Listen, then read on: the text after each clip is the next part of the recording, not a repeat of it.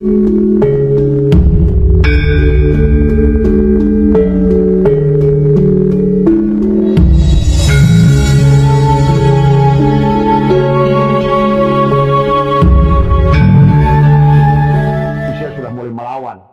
di sini sahabat, antara kepentingan orang Yaman yang datang ke Indonesia, antara kepentingan pemerintah Indonesia yang mau merdeka, antara kepentingan Belanda yang ingin mempertahankan diri dari, jadi semua punya kepentingan. Jadi walaupun siapa Utsman bin Yahya adalah di sini nggak ada kisah. Walaupun Senokhorglonyo itu tahu bahwa mereka itu, sampai Senokhorglonyo itu membuat mereka itu adalah sebagai racun makan, bisnis makam, itu sudah ditulis oleh Senokhorglonyo gitu. Mereka itu penipu, mereka itu licik, tetapi karena mereka ada kepentingan yang sama, nah itulah.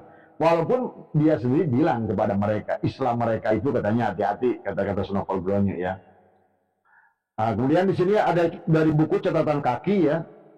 Contoh yang dikatakan di sini dalam buku Dalman halaman 68 berpendapat bahwa lintah darat Arab Yaman ini lebih berbahaya dari lintah darat dari Tionghoa karena mereka lebih licik dan lebih waspada.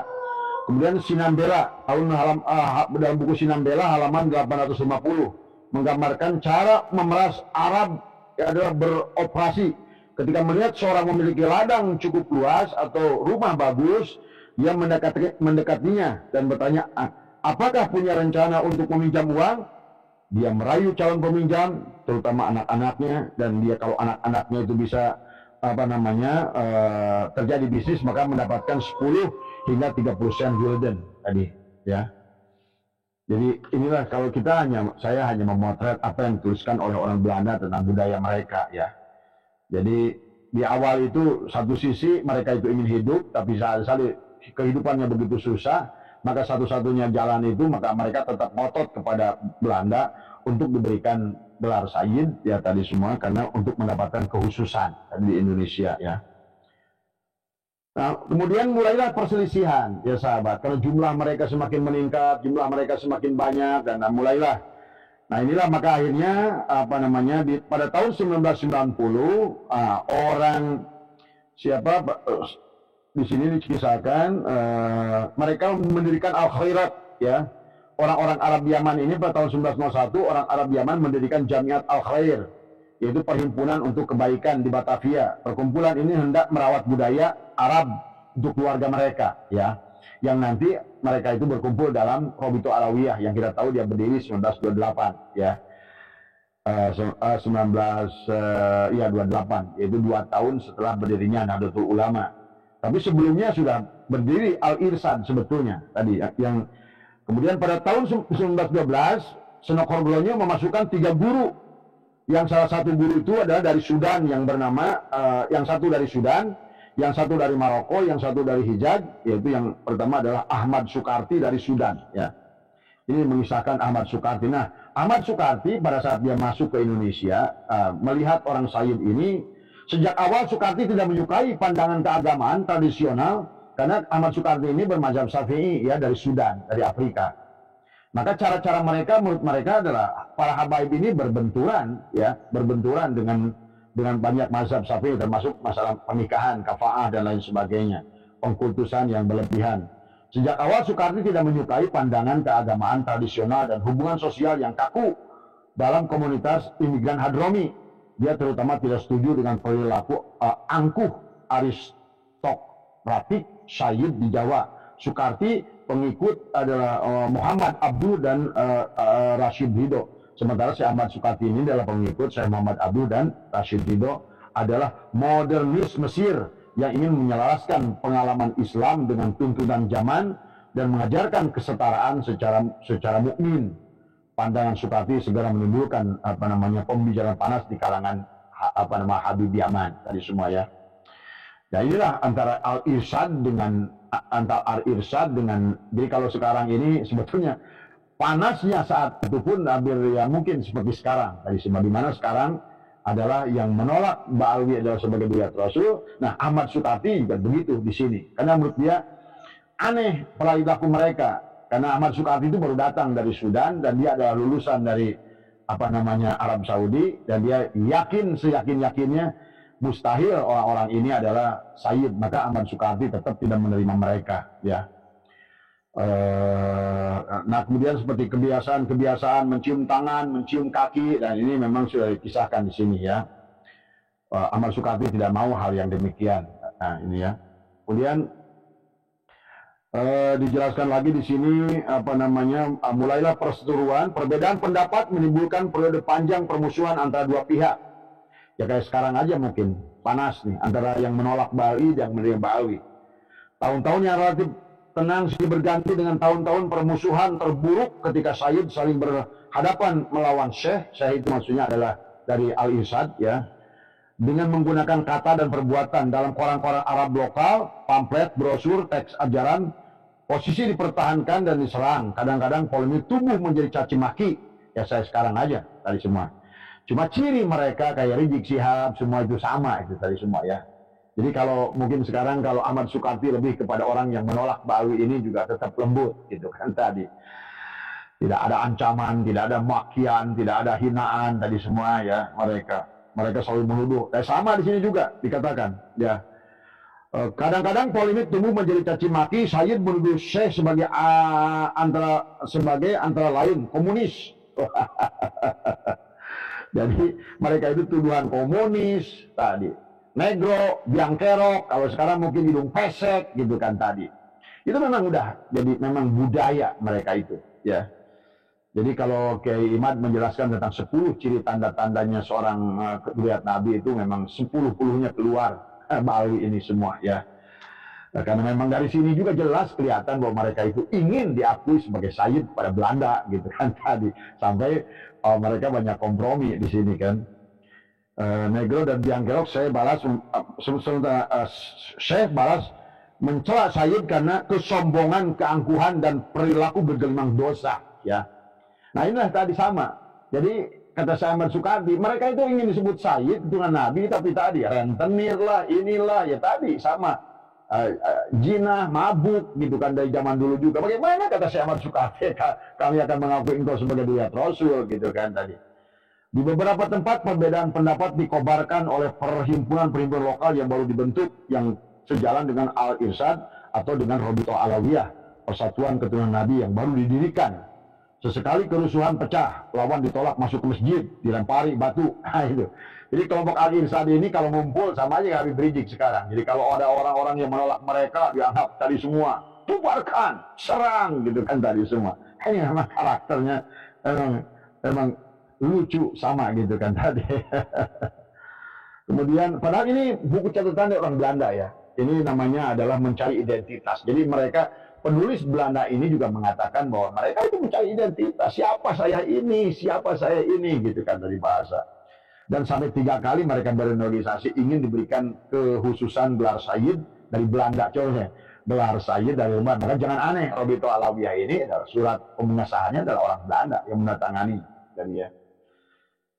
Jadi 3 pernah membuat, tapi kemudian intinya bahwa perselisihan mereka itu adalah makanya disinilah ketegangan memuncak pada Mei 1931. Judulnya di atas adalah pertarungan gelar tadi semua, ya. Jadi mereka itu mempertahankan gelar karena mereka sudah mendapatkan gelar Sayyid, ya. Yang saat itu masih Sayyid saat itu. Tapi kemudian kan mereka dilarang oleh orang-orang Arab Hijaz dari Sayyid dan Syarif. Sayyid dan Syarif. Dan itulah makanya kenapa ulama kita itu dulu sahabat kayak Ba'mun, kadang nyebut Habib, kadang nyebut Syarif, gitu kan tadi. Nah sebenarnya harus dipahami oleh kita, zuriat Rasul itu kan hanya 2, dari keturunan Hasan dan Husain. Kemudian disebutkan bahwa yang Sayyid itu keturunan Husain dan Syarif keturunan Hasan tadi semua. Jadi istilah Habib itu adalah sebetulnya kalau saya baca dalam sebuah kitab siapa itu, istilah Habib itu adalah kepada Sayyid dan Syarif yang sangat dimuliakan, gitu kan, yang sangat mereka memiliki. Jadi tidak semua Sayyid Syarif itu baik, gitu kan, tidak semua. Makanya yang baik itu disebut Habib, gitu. Karena mereka mencinta dan dicintai, gitu. Nah, itulah makanya akhirnya para imigran Yaman ini lebih senang menggunakan istilah Habib tadi semua, walaupun memang istilah Habib sudah dicetuskan oleh kakek moyangnya di sana. Jadi istilah Habib ini adalah panggilan kepada orang-orang sayyid dan sayyid yang sudah cinta mencintai. Nah, tapi akhirnya menggunakanlah istilah, sebetulnya Habib itu adalah sayyid dan syarif yang memiliki apa namanya, hubungan yang baik antara yang mencintai dan dicintai gitu. Tapi kemudian oleh kelompok ini Al-Rabithah Alawiyah ini, justru sayyid ini hanya untuk mengukuhkan status mereka di masyarakat. Karena mereka sebagai kaum pendatang, mereka ingin dihargai, tapi mereka juga ingin mengirimkan uang ke kampungnya dari semua, maka mereka ngotot. Ini adalah, jadi sebetulnya kebiasaan mereka itu sama saja. Jadi kebiasaan di Yaman, kebiasaan di sini sama. Karena di Yaman sendiri mereka terkelompok kepada 4 tadi, sayyid, syekh, qabili, dan masakin. Nah, sementara yang datang ke Indonesia pun yang terkelompok masakin yang jumlahnya 40.000 itu ingin diakui sebagai sayyid. Nah, inilah sampai mereka sendiri sayyid-sayyid itu ada yang protes. Nah, dikatakan di sini apa namanya, ketegangan memuncak pada Mei 1931 ketika dalam Kongres Al-Ihsan Batavia dikeluarkan keputusan untuk tidak lagi menganggap gelar sayyid sebagai hak istimewa. Nah, ini. Jadi Kongres antara pemerintahan Belanda saat itu dengan Ahmad Sukarti, karena Ahmad Sukarti ini datangkan oleh siapa? Sunokol Gronye kan ke sini. Karena tadi untuk membereskan nih imigran Yaman yang merepotkan gitu. Ternyata bukan hanya pemerintah Indonesia, pemerintah Hindia Belanda juga repot oleh mereka itu. Karena tadi dan mereka itu bisnis enaknya, rentenir dan apa semuanya dan tadi semua. Maka itulah Syekh Ahmad Sukarti itu didatangkan dari Sudan tadi semua. Tetapi kemudian karena Syekh Ahmad Sukarti adalah memiliki garis Islam yang lurus, demokrat, karena beliau adalah murid Syekh Muhammad Abduh, ya. Mereka itu sangat demokratis karena gurunya dari Mesir, gurunya dari Arab. Dia bilang, ini mustahil nih orang-orang ini. Tadi semua, disitulah perseteruan antara Al-Irsyad dengan Rabithah Alawiyah. Karena kata Ahmad Sukarti, di Sudan saja, di mana-mana yang saya tahu pergi yang namanya sayyid nggak begini gitu kan tadi. Akhirnya ketegangan memuncaknya Mei 1931 ketika dalam Kongres Al-Irsyad di Batavia dikeluarkan keputusan untuk tidak lagi menganggap gelar sayyid sebagai hak istimewa kaum Balawi. Sayyid bukan gelar kebangsawanan. Demikian diputuskan bahwa dalam Kongres tersebut dan mereka harus dipanggil Mister saja. Panggil Mister, Sir, Tuan, Monsieur. Diakui bahwa di beberapa wilayah Arab istilah sayyid juga digunakan untuk menyebut orang yang dihormati dan dermawan. Tapi dalam faktanya mereka adalah kebalikannya. Jadi gini, kemudian di sini setiap orang Arab berhak mendapatkan predikat. Nah, ini yang masalah di sini nih. Adalah namun bersamaan dengan itu ditegaskan bahwa istilah sayyid tidak pernah dikhususkan untuk kelompok tertentu gitu kan tadi. Oleh karena itu setiap orang Arab, orang Yaman yang datang ke sini mereka minta mendapatkan predikat sayyid pada namanya sebagaimana lazimnya. Nah, ini yang jadi masalah di sinilah sebetulnya percampuran mana sayyid asli dan sayyid palsu. Karena mereka yang ngaku sayyid aja cuma 700 yang datang pertama itu, dan itu pun kan mengaku keturunan Syekh Ahmad bin Isa Al-Muhajir. Itu kan kita sudah terkonfirmasi palsu gitu kan tadi. Tapi di Indonesia begitu mereka masuk ke sini yang 700 plus yang 20.000 orang ini pun ingin sama dikasih gelar sayyid sama kolonial Belanda. Karena kata mereka, nah saya nggak mau dibedakan sama dia, kan gitu kan tadi. Tidak lagi membedakan dari mereka, dari penduduk lainnya sebagai tadi. Saya tidak mau dibedakan bahwa mereka ada sebagai kelompok keturunan Nabi, tadi kan, bahasanya. Dan akan kehilangan hak istimewa yang melekat pada kedudukan itu. Pendeknya mereka takut hak istimewa kebangsawanan yang disebut sayyid itu akan hilang. Nah, sesuai Kongres segenap komunitas Arab gempar, ya maksudnya Rabithah Alawiyah gempar dengan pertemuan Ahmad Sukarti dengan kolonial Belanda itu. Jadi golongan C memprovokasi kaum Alwi dengan mencatatkan anggota kelompoknya yang menikah dengan sebagai sayyid, menambahkan kata sayyid pada papan namanya. Jadi di situ itu untuk menunjukkan akhirnya seorang imigran Yaman itu saat itu adalah di rumahnya ditulisin sayyid, sayyid, sayyid, sayyid, sayyid. Allahu Akbar. Jadi kalau begini sahabat, bagaimana disebut surah wal istifadah tadi semua? Bagaimana mereka itu bahwa sebagai duriat Rasul itu sebagai surah wal istifadah. Surah wal istifadah apa? Tahun 1930 aja nggak jelas catatannya, nggak jelas statusnya. Mereka sendiri memohon 3 kali kepada Belanda tentang gelar sayyid itu. Coba yang memohonnya kan ke Belanda tadi semua ya. Dan itu juga awal bahwa Robito Alawiyah itu berdiri, karena memang awalnya juga untuk menampung imigran Yaman kan, tadinya juga tuh. Tapi awal-awalnya mereka damai-damai saja di sini, kemudian yang 700 yang berasal ngaku dari sananya Said, diikuti dengan kelompok masakin yang jumlahnya 20 ribu, yang kemudian nanti 40 ribu, nanti kemudian 80 ribu, mereka juga minta hak prerogatif yang sama. Dia bilang, kita juga kan sama dari Yaman, dan makanya dipasanglah sesuai kongres ya, mencatatkan anggota kelompoknya yang menikah dengan Said, menambahkan kata Said pada papan nama di rumah mereka dan memperkenalkan diri mereka kepada orang luar sebagai Said nih Said gitu tadi. Itu ya, kayak sekarang lah tadi. Pada 10 Juni, beberapa minggu setelah Kongres Al-Irsyad, Robito Alawiyah mengajukan petisi kepada Gubernur Jenderal untuk meminta perlindungan hukum atas gelar Said. Tolong dong, lindungi gitu. Kita kan kurang gimana untuk udah membantu Belanda, udah membantu apa gitu kan. Tolonglah dilindungi ini. Jangan sampai gelar Said ini semua orang yang datang dari Yaman ngaku Said gitu kan tadi ya. Untuk mendukung permintaan tersebut, perhimpunan ini menyebut peraturan perpisah di bidang-bidang seperti pernikahan dan hukum waris yang berlaku untuk keturunan Nabi di kalangan penganut mazhab Syafi'i, mazhab yang diikuti oleh hampir seluruh Muslim Indonesia saat itu. Ya memang ada beberapa hal ya sahabat, walaupun mereka itu adalah ngaku dilihat Nabi, tetapi sesungguhnya banyak hal-hal yang keluar dalam fikihnya itu dari Syafi'iyah ya. Ini beberapa catatan, baru satu bab yang Abah baca ya, tadi semua baru satu bab ya. Jadi intinya secara garis besarnya bahwa sesungguhnya adalah mereka itu sebagaimana kata De Jong ya, ini adalah penulis Belanda, mereka mengisahkan tentang perjalanan orang Yaman ke Indonesia ini. Memang dari awal juga bukan kata Habib Taufik Assegaf bahwa kita ingin mencetak ulama dari semua ya.